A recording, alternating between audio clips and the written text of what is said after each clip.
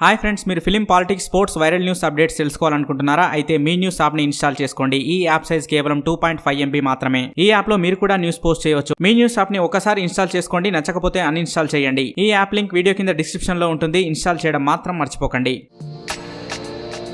Hi friends, ఈ వీడియోలో మనం రహస్యమైన సముద్రపు విషయాలను తెలుసుకుందాం. దానికంటే ముందు టీ టాక్స్ ఛానల్ని సబ్స్క్రైబ్ చేయడం మాత్రం మర్చిపోకండి. పైరోసోమ్ 2013వ సంవత్సరంలో ఆస్ట్రేలియాలోని స్కూబా డైవర్స్ టస్మానియన్ సీలో ఒక ప్రత్యేకమైన దానిని కనుగొనడం జరిగింది. కొంచెం సేపైతే వారు వారి కళ్ళను కూడా నమ్మలేదు. నీటి లోపల వారికి ఒక పైపు లాంటి ఆకారం కనిపించింది. దీనినే పైరోసోమ్ అని అంటారు. దీనిని అత్యంత అసాధారణమైన సముద్ర జీవులలో ఒకటిగా చెప్పుకోవచ్చు. ఇది ఒక ప్రాణి అని అంటే దీనిని చూసిన వారెవరూ కూడా నమ్మకపోవచ్చు. దీనినే యూనికార్న్ ఆఫ్ ది సీ అని కూడా అంటారు. ఇక దీని యొక్క పొడవు 90 అడుగుల వరకు ఉంటుంది. ఇక దీని యొక్క శరీరం ఎన్నో వేల చిన్న చిన్న ప్రాణులతో కలిపి తయారు చేయబడుతుంది. ఇది చూడటానికి ఒక నకిలీ ప్రాణిలా కనిపిస్తూ ఉంటుంది. అందుకే దీనిని జూయిడ్స్ అని అంటారు. ఇక దీనిలో ఉండే ప్రాణులన్నీ కలిపి ఇలాంటి ఒక పెద్ద నిర్మాణాన్ని రూపొందించుకోవడం జరుగుతుంది. అందుకే ఇది చూడటానికి చాలా పొడవుగా కనిపిస్తూ ఉంటుంది. ఇక ఇవి ఒక సైడ్ నుంచి నీటిని లోపలికి తీసుకొని దానిలో ఉండే పదార్థాలను తింటూ ఫిల్టర్ చేసిన వాటర్ను వెనక నుండి వదిలేస్తూ ఉంటుంది. వార్పూల్ సుడిగుండాలను మనం నీటిలో చూస్తూనే ఉంటాం. ఇక సినిమాలలో చూపించే సుడిగుండాలైతే ఎన్నో వస్తువులను తనలోనికి లాగుతూ ఉంటాయి. మరి నిజంగా ఇలా జరుగుతుందా అనేటువంటి విషయాలు ఇప్పుడు తెలుసుకుందాం. నీరు ఒకే దగ్గర లోపలికి వెళ్తున్నప్పుడు ఇటువంటి సుడిగుండాలు ఏర్పడుతూ ఉంటాయి. ఇక దాని చుట్టుపక్కల ఉండే ఏ వస్తువునైనా ఇవి తనలోనికి లాగుతూ ఉంటాయి. వివిధ దిక్కుల నుండి వచ్చే నీటి ద్వారా ఇలాంటి సుడిగుండాలు ఏర్పడుతూ ఉంటాయి. ఇక ఇవి ఇలా ఏర్పడడానికి వాతావరణాన్ని కూడా ఒక ముఖ్య కారణంగా చెప్పుకోవచ్చు.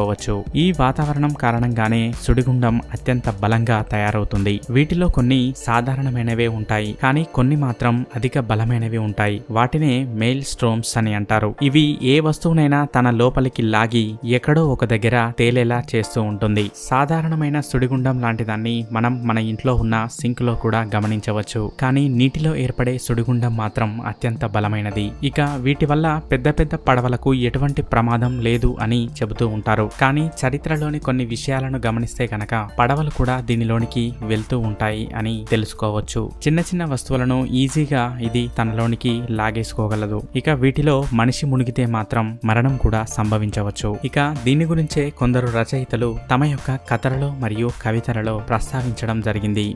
Striped iceberg.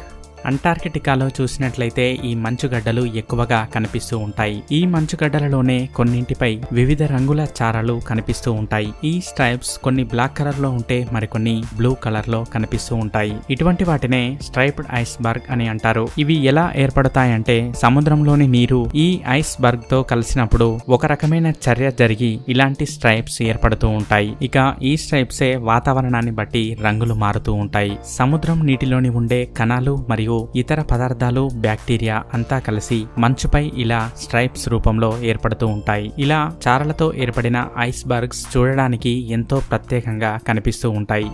Frost flower.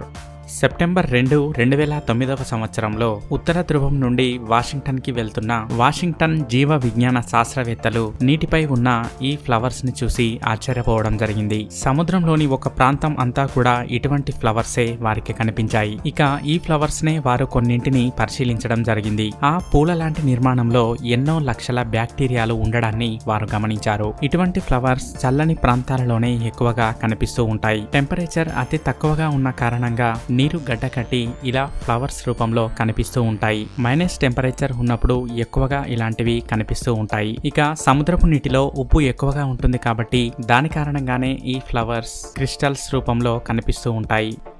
Lake candy.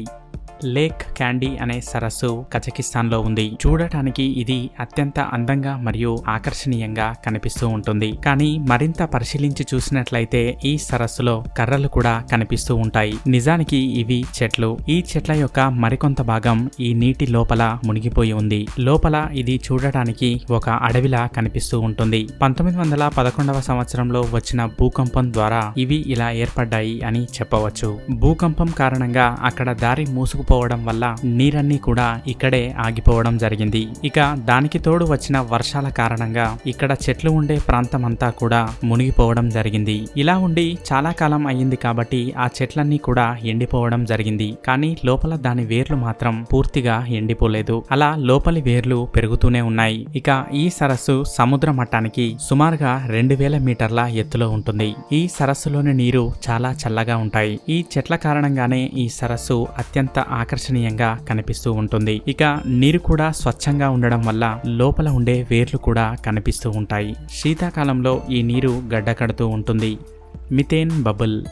గడ్డకట్టిన నీటిలో ఉండే బుడగలు చూడడానికి ఎంతో అందంగా కనిపిస్తూ ఉంటాయి. కానీ ఇవి గాలి యొక్క బుడగలు మాత్రం కావు. ఇవి మీథేన్ గ్యాస్ యొక్క బుడగలు. ఈ బుడగలు మంట మండే స్వభావాన్ని కలిగి ఉంటాయి. దానిని మీరు వీడియోలో కూడా గమనించవచ్చు. ఇవి ఎలా ఏర్పడతాయంటే ఈ సరస్సులో ఉండే చెట్లు మీథేన్ గ్యాస్ ని విడుదల చేస్తూ ఉంటాయి. ఆ గ్యాస్ లో టెంపరేచర్ కారణంగా ఇలా బుడగల రూపంలో గడ్డ కట్టుకుపోయి కనిపిస్తూ ఉంటుంది. ఇలాంటి వాటిని ఎక్కువగా కెనడాలోని అబ్రహం లేక్ లో చూడవచ్చు. ఇక పైన ఉన్న మంచుగడ్డని కొంచెం పగలగొట్టి మంటను దగ్గరగా ఉంచితే కనుక ఎంత పెద్దగా మండుతుందో ఈ వీడియోలో మనం గమనించవచ్చు. లేక్ నట్రాన్.